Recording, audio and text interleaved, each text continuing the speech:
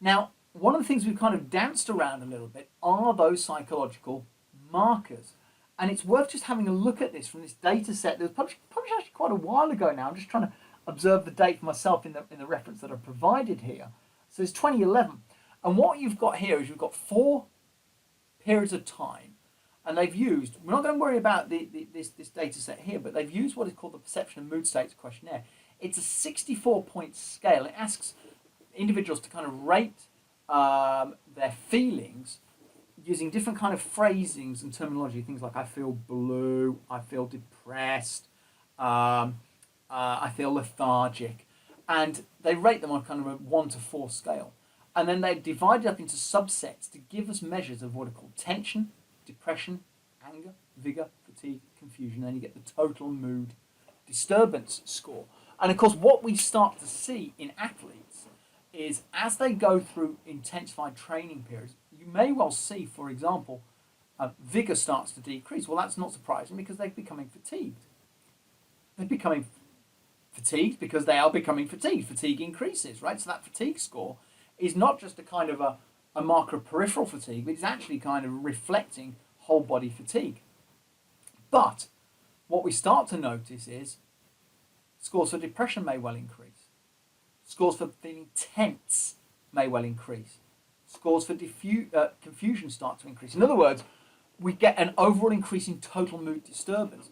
And actually, it's a really neat way of trying to understand how your athlete is responding.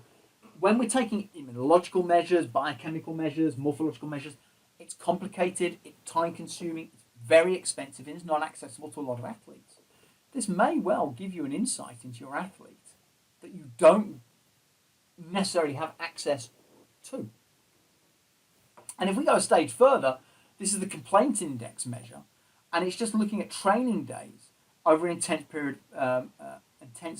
period of training. It doesn't really mean which track you're kind of looking at, but what we can see is you can track the complaint indexes, and it's a little bit like the POMS questionnaire. It's not as subtle as POMS, but again, it allows us to understand there is a psychological, emotional part to play here, and it may well give you an insight if you haven't necessarily got access to all of the very sophisticated biochemical, immunological measures.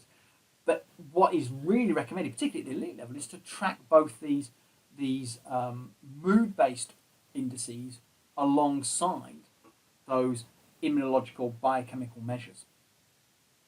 And then it becomes really complicated when you start to put it into a understanding how all of these connect. We won't really talk through this at whole, so you may want to pause it at this point to understand. But if you follow the schematic, you can follow the trajectory in terms of identifying where your athlete is and understanding the kind of the risk factors that contribute to this symptom or this variable. And the final thing to reflect on is this.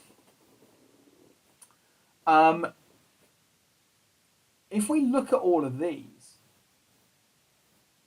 we've seen all these already today. We've seen measures of fatigue and insomnia and lack of appetite, and we said restlessness. We referred to changes in body weight, haven't we, when we looked at the comparison of sympathetic to parasympathetic, referred to loss of motivation and so on. But these aren't taken from athletes who are underperformance or underperforming athletes. These are just actual measures of depression. And that's a really important point to recognize, that an awful lot of athletes, an awful lot of people experience depression. And actually, we have to understand that markers of depression actually a really good insight in terms of understanding not only the kind of emotional state of an athlete, but also in terms of understanding where they are athletically. If performance is dropping off, it may well be that it's just because they are in a depressive state.